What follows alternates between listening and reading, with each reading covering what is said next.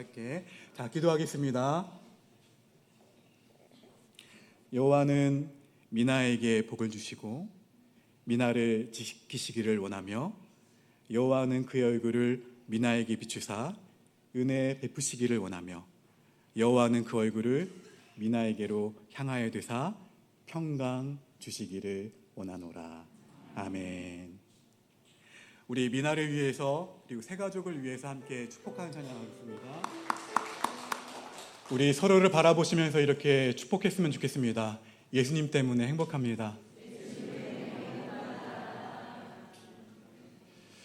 인생은 무엇일까? 어려운 질문을 던질 때 우리는 인생은 이렇습니다, 인생은 저렇습니다 이렇게 표현하기도 하고 특별히 형용사로 표현하기도 하는데, 인생에 대한 많은 표현 가운데 파란만장이란 표현이 있습니다. 이 파란만장이라는 단어 많이 들어보셨죠? 파도에 물결치는 것이 만장의 길이가 된다는 뜻입니다. 그만큼 깊다는 것이겠죠. 그래서 어떤 일의 진행에 변화가 심한 것을 비유해서 말하는 것을 파란만장이라고 합니다. 많은 세월을 거쳐서 온갖 시련과 역경을 거친 그러한 굴곡진 인생을 살아옴을 가리켜서 우리는 파란만장한 인생을 살아왔다 표현하기도 합니다. 어쩌면 설명절 온 가족 주일 예배를 맞아 이 자리 예배를 드리고 있는 우리 성도님들의 삶 역시 파란만장한 삶이었는지도 모르겠습니다. 오늘부터 우리가 주일 오전에 함께 나누게 될 요셉의 삶 역시 만만치 않았습니다. 요셉의 삶 역시 파란만장한 삶이었어요. 17살 때 이복 형제들로부터 미움을 받아서 구덩이에 내던져지고 이집트의 노예로 팔려가게 됩니다.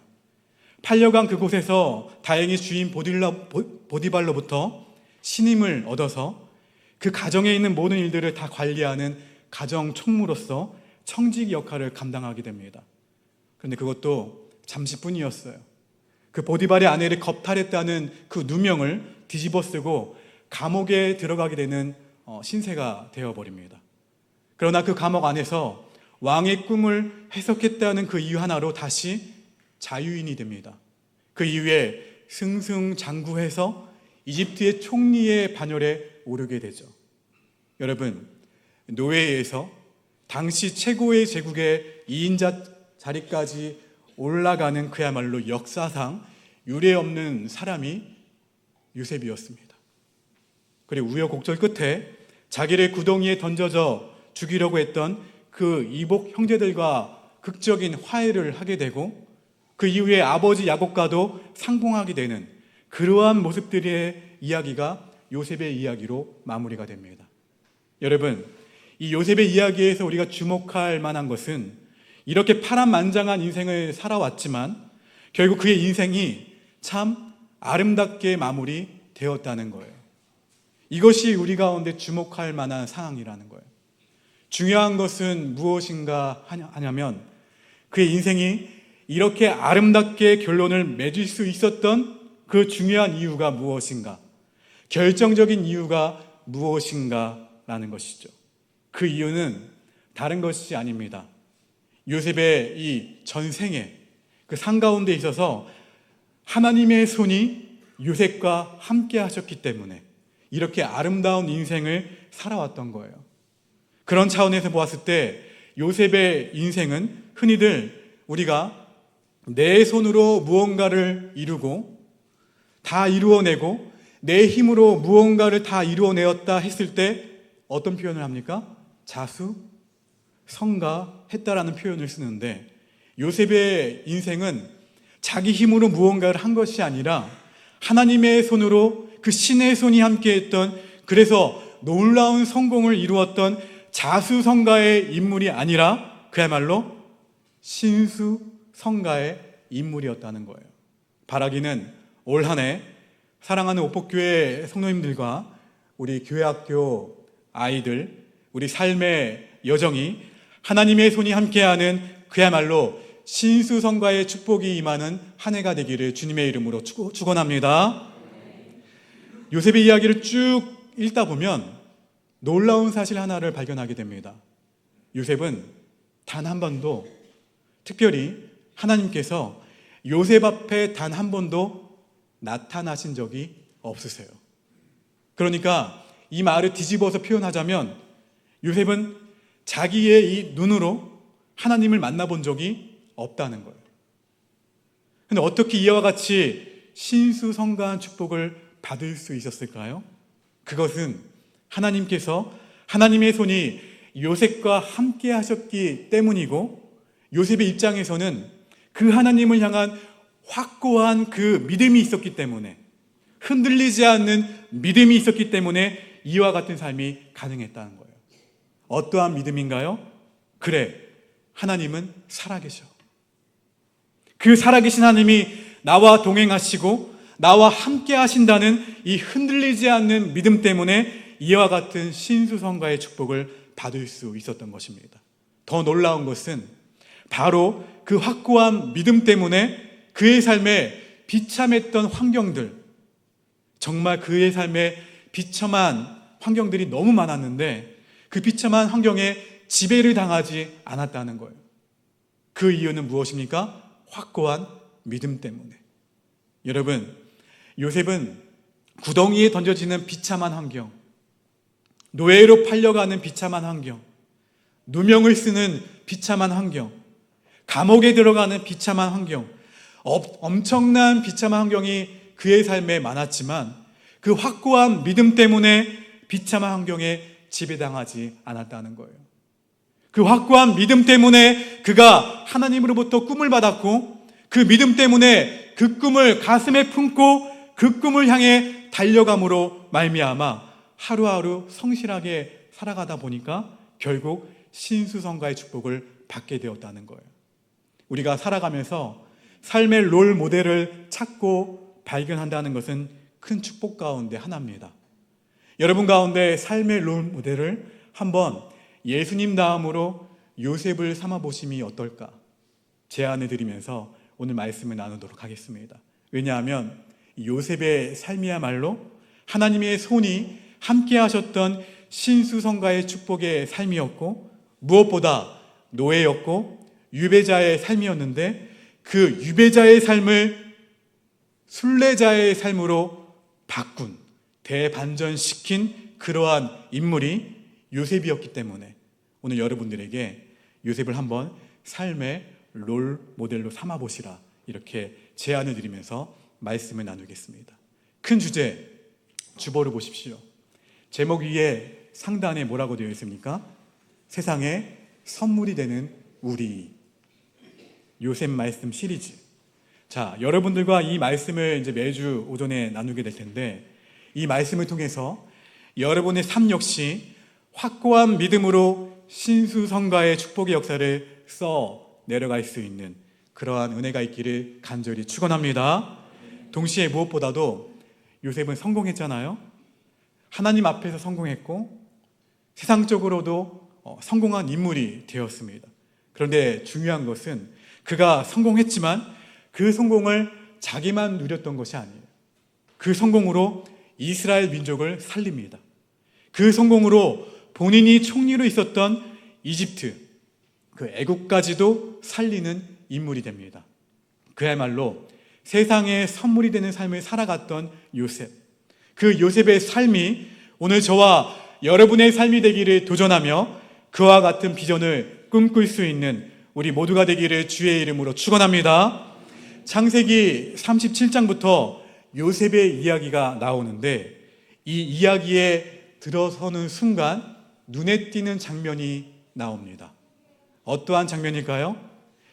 요셉의 이야기가 화목한 가정, 사랑의 이야기, 좋은 이야기로 출발하는 것이 아니라 그야말로 깨어진 가정의 이야기, 형들과 동생인 요셉이 아주 심각하게 갈등하는 그러한 이야기로 출발하고 있다는 사실이에요.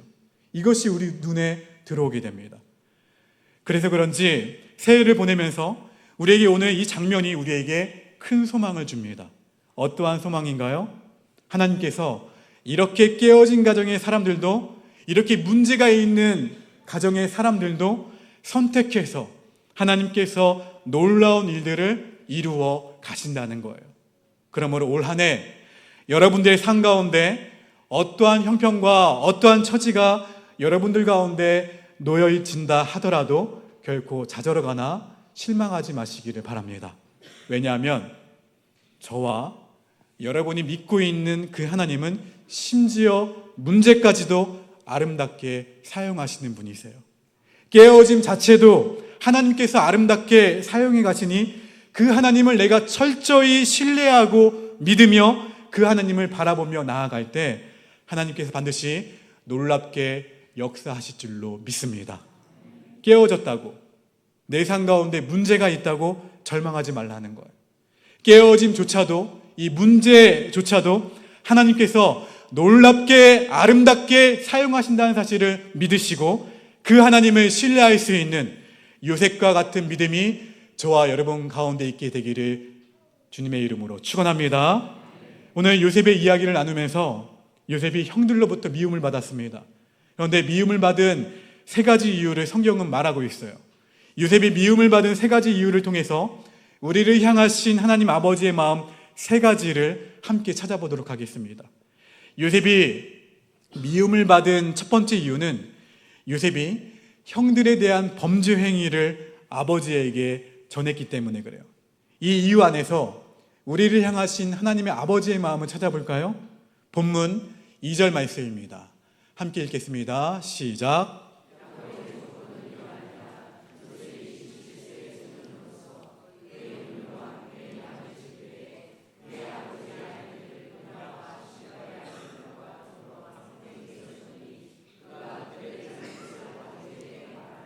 그가 그들의 잘못을 아버지에게 말하더라.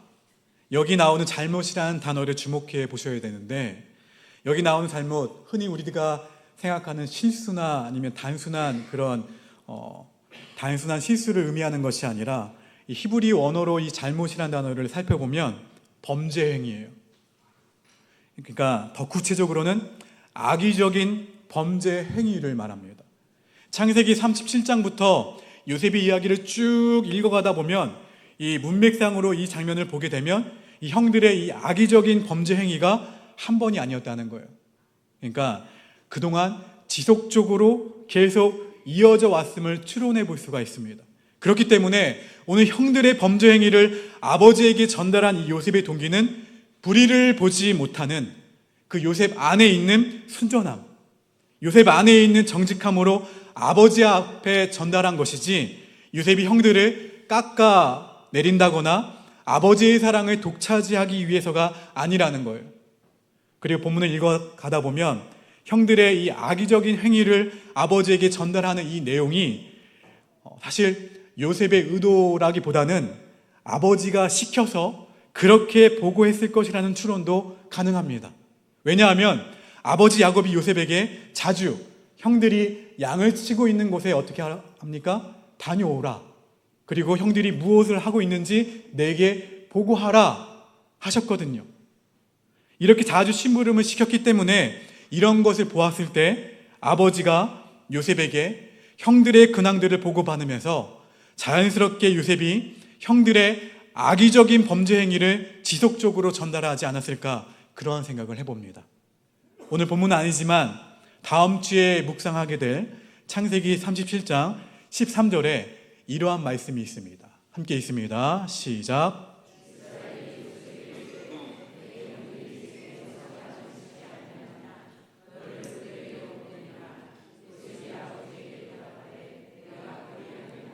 이 말씀을 보면 형들의 범죄 행위를 아버지께 전달한 그 요셉을 우리는 단순히 고자질한 놈, 어떻게 이렇게 평가절하해서는 안 된다는 거예요.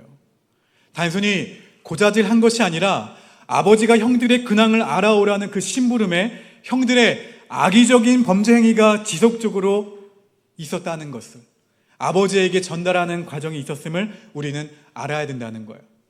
요셉에게는 이것이 있었습니다. 형들의 불의함을 보지 못하는 순전함과 정직함이 요셉에게 있었다는 사실을 우리는 깨닫게 됩니다. 어쩌면 우리는 이 요셉의 말씀 시리즈를 시작하면서 하나님께서 가장 먼저 우리들 가운데 이것을 요청하고 계시는지 몰라요. 너희들 가운데 요셉이 소유하고 있는 순전함이 있냐? 요셉이 가지고 있는 정직함이 있냐? 불의를 보지 못하겠다는 이 순전함과 정직함이 먼저 우리 가운데 있어야 된다고 우리에게 말씀하고 계신 거예요. 그 순전함과 정직함이야말로 세상의 선물이 되어야 할 바로 우리 그리스도인들에게 가장 중요한 표상 가운데 하나이기 때문에 그렇습니다. 우리 그리스도인들이 먼저 순전함을 빼앗겨 버린다면, 이 정직함을 빼앗겨 버린다면 우리 어찌 세상 가운데에서 선물이 되는 그러한 삶을 살아갈 수 있을까요? 그러므로 오늘날 우리 그리스도인들의 위기는 다른 것에 있지 않아요.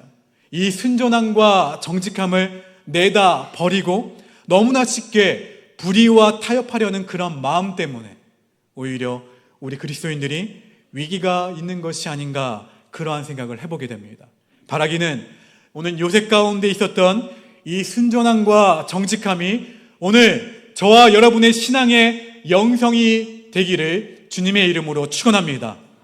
너희 마음 가운데 한 해를 출발하면서 요셉처럼 순전한 마음, 요셉처럼 정직한 마음을 반드시 소유하고 살아갔으면 좋겠다. 이와 같은 하나님의 마음을 간직할 수 있는 모두가 되기를 간절히 바랍니다. 요셉이 미움을 받은 두 번째 이유는 누구 때문일까요? 아버지 때문이에요. 아버지 야곱이 노골적으로 요셉을 편애했기 때문에 요셉이 형들로부터 미움을 받게 되었습니다. 오늘 본문 3절과 4절 말씀을 우리 큰 소리로 함께 읽겠습니다. 시작.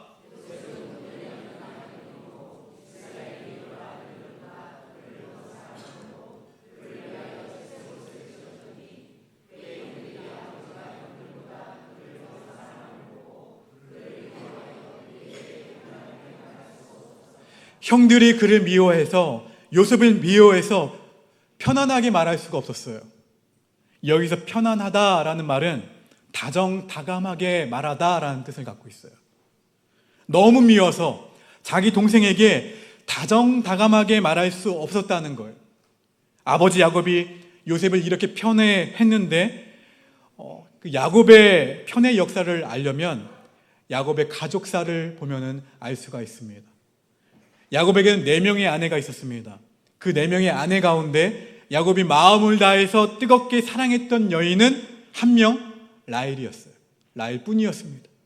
요셉은 그 라헬이 낳은 아들이자 노년에 얻은 아들이기 때문에 아마 야곱의 입장에서는 요셉이 너무 사랑스럽고 아끼는 그러한 아들이었어요.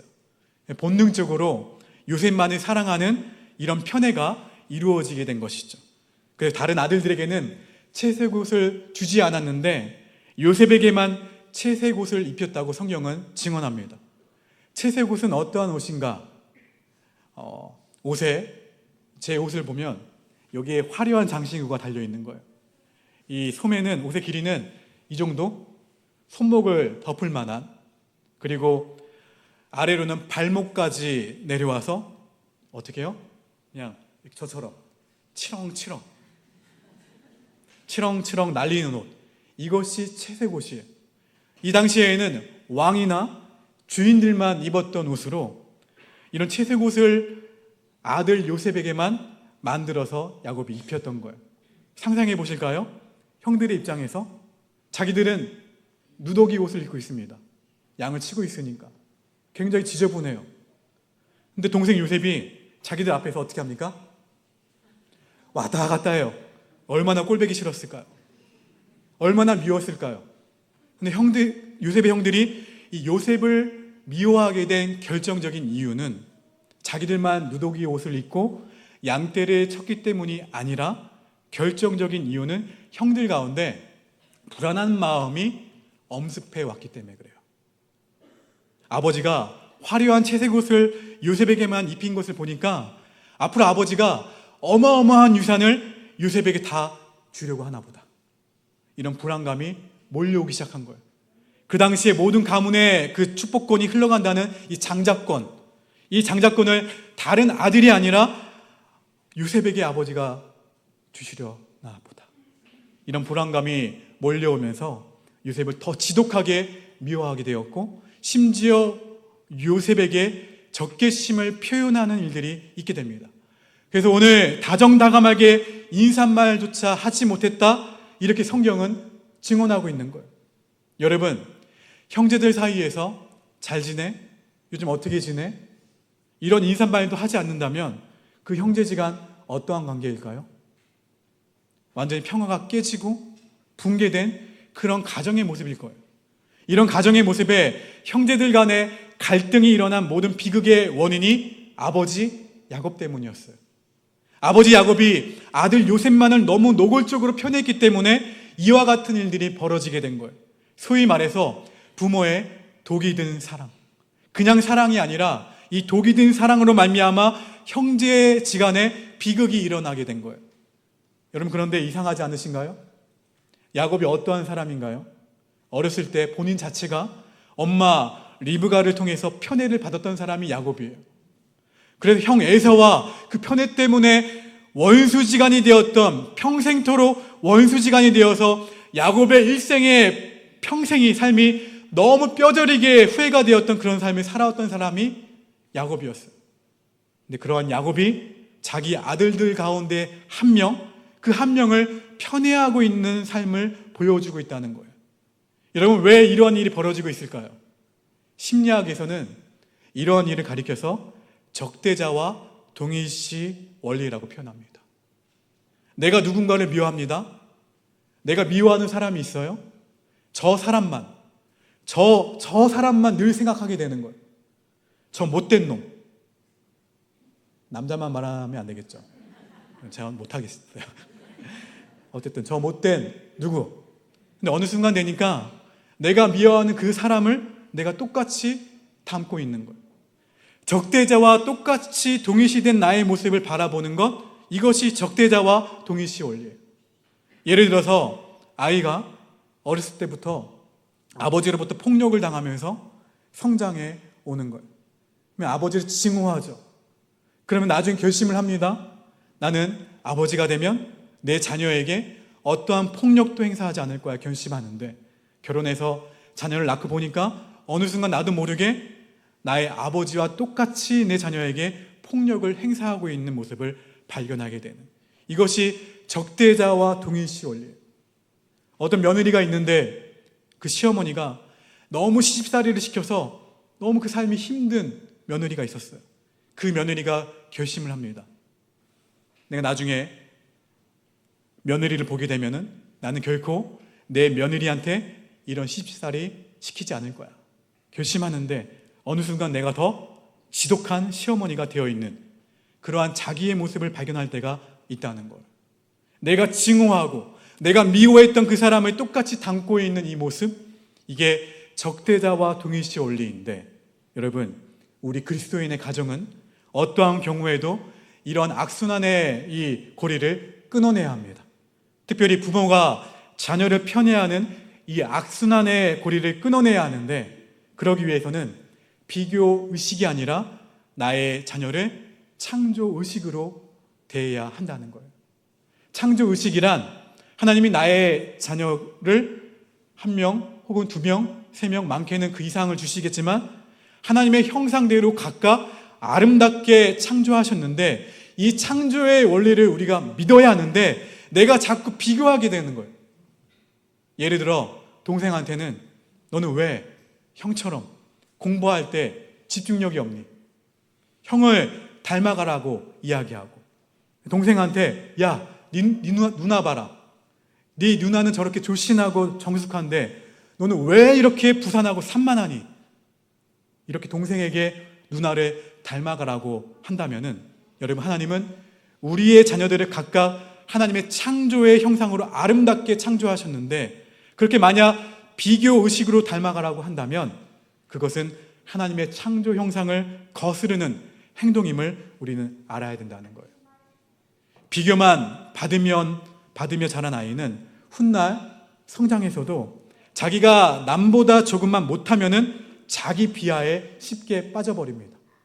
또 자기가 남보다 조금 더 잘하면 다른 사람을 어떻게 하냐면 하대해요.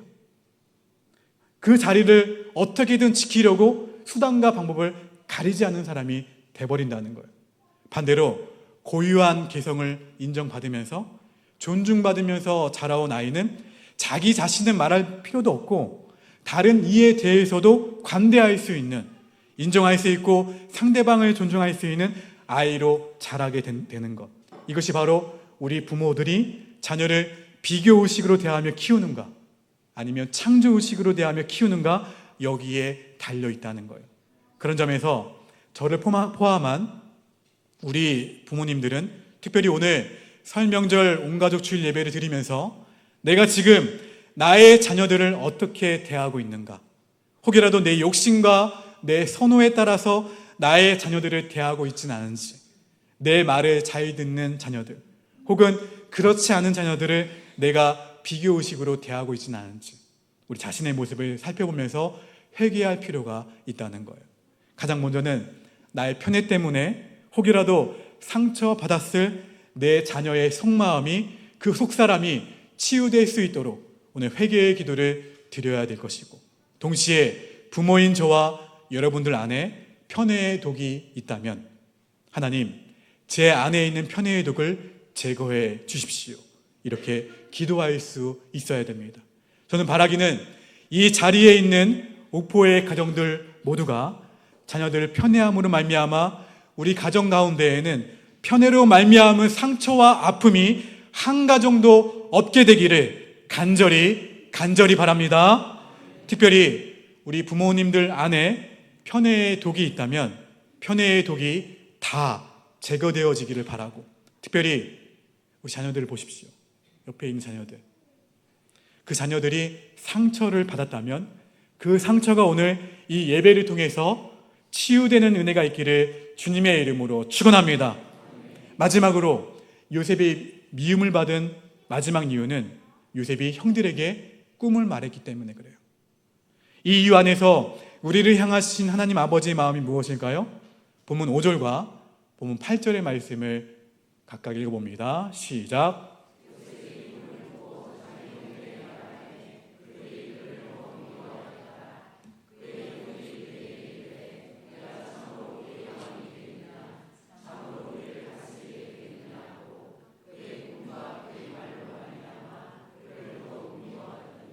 지금 요셉의 형들을 보니까 요셉을 향한 미움과 증오와 분노와 적개심이 계속 쌓여져 가고 있는 거예요. 근데 그 분노와 적개심이 폭발해 버렸어요. 무엇 때문에? 요셉이 자기들한테 꿈 이야기를 하는 바람에 폭발해 버렸어요. 특별히 요셉이 형들에게 몇 번 이야기합니까? 꿈을요? 2번 이야기합니다.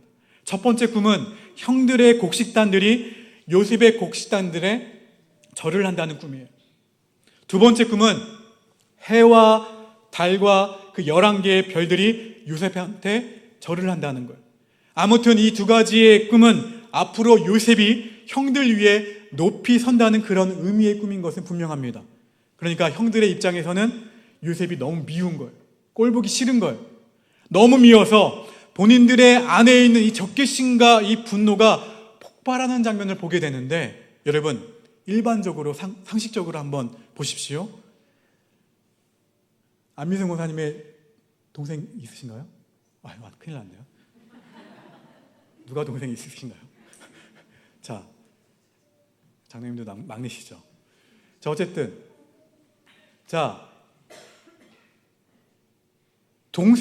어린 동생이 형한테, 형, 나 앞으로 대통령이 될 거야, 이렇게 꿈 이야기를 하는데, 그걸 들은 형이 지어박으면서 아니면 패면서 너 그러면 앞으로 나를 다스리겠다는 거야?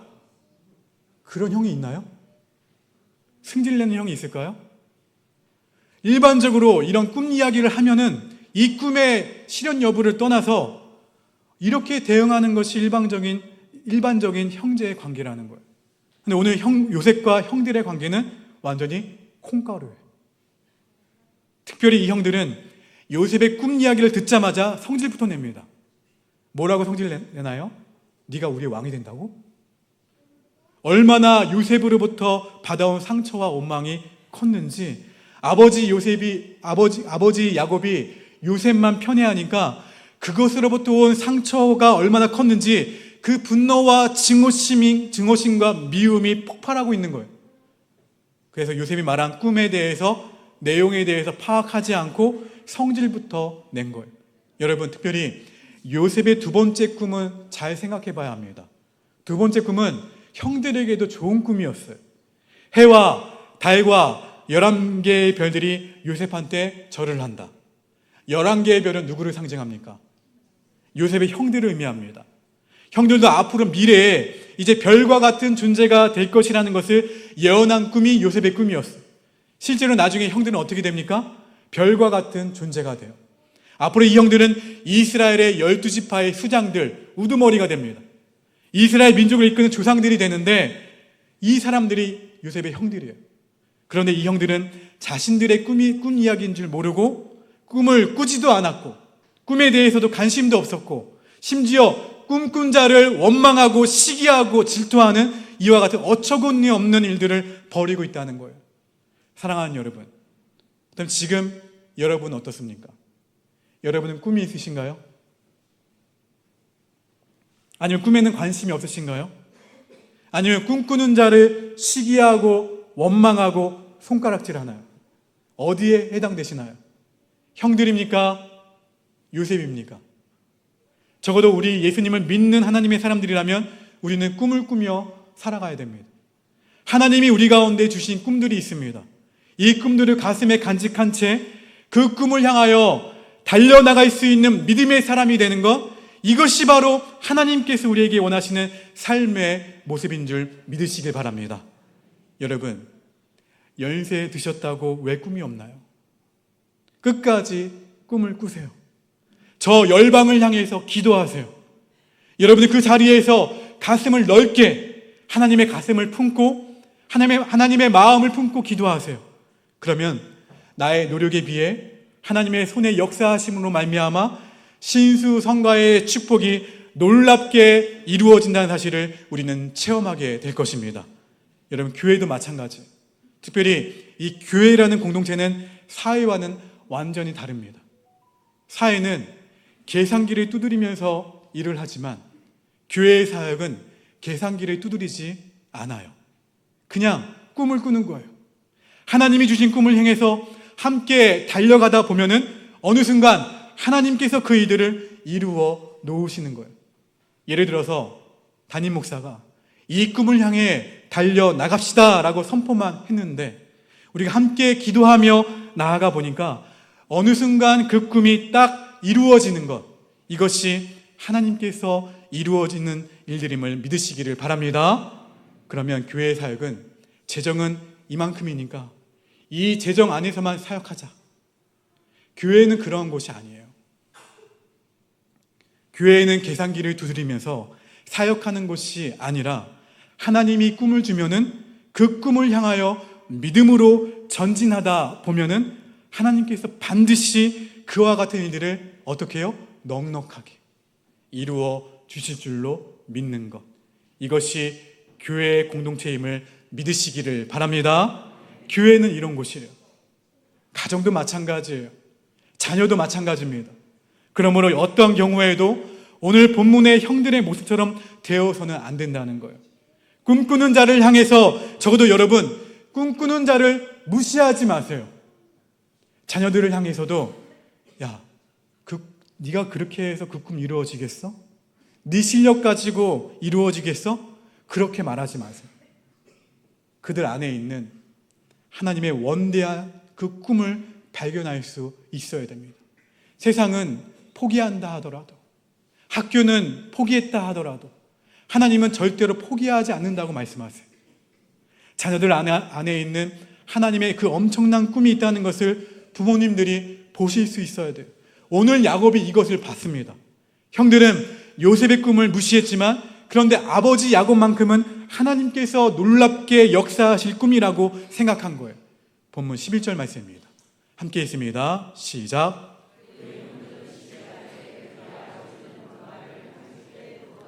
다시 말해서 아버지가 아들 안에 있는, 자녀 안에 있는 원대한 꿈을 보는 영안이 열렸다는 거예요. 여러분, 우리 부모님들 안에 가운데 이 영안이 열려야 될 줄로 믿습니다. 오늘 세 부류의 사람이 나왔어요. 첫 번째, 하나님으로부터 꿈을 받은 요셉. 그 꿈을 간직하면서 일평생 믿음의 길을 걸어가는 확고한 믿음을 가지고 그 꿈을 향해 달려나가는, 그래서 신수성가의 축복을 받은 요셉이 여기 있습니다. 그리고 다른 한 명, 야곱이 있죠. 비록 편애를 통해 가정의 비극을 가져왔지만 그래도 내 아들 요셉 안에 그 꿈, 자녀 안에 원대한 하나님의 역사하심이 있다는 것을 볼 수 있는, 영안이 열린 그 부모의, 그 아버지의 그 영적인 안목, 그러한 야곱이 여기 있어요. 또 하나, 마지막 누굽니까? 꿈은 고사하고 꿈은 아예 관심도 없고 심지어 꿈꾸는 자를 시기하고 질투하고 원망하고 무시했던 형들. 자, 그렇다면 저와 여러분들은 여기서 어떠한 인물을 사모해야 될까요? 형들이 되어서는 안 되겠죠. 꿈을 무시하는 자, 그런 자가 되어서는 안 되고, 적어도 우리는 야곱이 되어야 합니다. 요셉이 되면 더 좋고요. 기본적으로 부모된 우리는 우리 자녀들 안에 있는 원대한 꿈을 볼 수 있는 영적인 안목이 열려야 되고, 더 나아가서는 21세기의 요셉이 되어서 하나님, 저에게도 꿈을 주셔서 하나님의 꿈을 붙잡고 저도 그 믿음의 길을 걸어감으로 말미암아 신수성가의 축복을 받을 수 있는 21세기의 요셉의 은혜가 하나님 제 삶 가운데도 펼쳐질 수 있도록 은혜를 더하여 주시옵소서. 이것이 새해를 출발하는 여러분들의 기도의 제목이 되기를 간절히 바랍니다. 꿈을 무시하지 마세요. 하나님이 여러분들 가운데 반드시 꿈을 주실 것입니다. 그 꿈을 사모하세요. 그리고 그 꿈을 붙잡고 나아가세요. 꿈은 미래를 창조하는 기적의 재료입니다. 그 꿈을 붙잡고 여러분들의 미래를 주님과 동행할 때 놀라운 역사가, 하나님의 그 역사가 일어나게 될 줄로 믿습니다. 그 은혜를 향해 한 해 동안 믿음의 길을 힘차게 달려나가는 우리 모든 옥포의 영가족 모두가 되시기를 주님의 이름으로 축원합니다. 우리 옆사람과 덕담으로 함께 고백합시다. 하나님의 꿈을 품고, 다시 하나님의 꿈을 품고 그 꿈을 향해 달려감으로 신수성가의 축복을 받으십시오. 할렐루야. 여러분, 이 축복을 반드시 받으시길 바랍니다. 여기 서 있는 담임 목사인 저에게도, 특별히 130주년을 맞이한 교회를 향한 저에게도 꿈이 있습니다. 여러분, 나중에 말씀드리겠지만 이 꿈을 향해 함께 더 전진할 수 있는 우리 모두가 되기를 간절히 바랍니다. 그런 마음 담아 다 함께 일어나셔서, 주님, 제가 확고한 믿음으로 한 해를 살겠습니다. 그리고 하나님의 꿈이 나의 비전이 되기를 소망합니다. 우리 이와 같은 고백을 담아 예배를 마무리하도록 하겠습니다.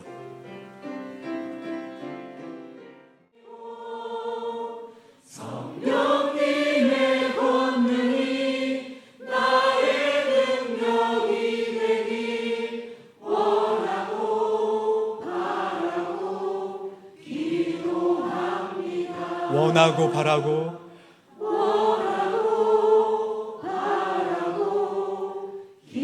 마지막으로 원하고 바라고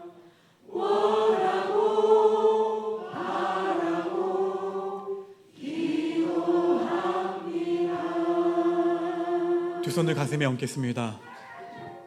주님, 불의와 타협하지 않은 순전함과 정직함이 우리의 신앙 영성이 되게 하시사 세상에 선물이 되는 상과 신수성가의 역사를 써 내려가게 하여 주시옵소서. 주님, 우리들의 가정에 편애로 인한 아픔과 상처가 일어나지 않게 하시사 부모에게 있는 편애의 독은 제거되게 하시고 자녀들의 상처는 치유되게 하여 주시옵소서. 주님, 요셉처럼 하나님의 꿈을 품고 그 꿈을 향해 달려가게 하시고 야곱처럼 자녀들을 향한 하나님의 꿈을 볼 수 있는 영안이 열려지게 하여 주시옵소서.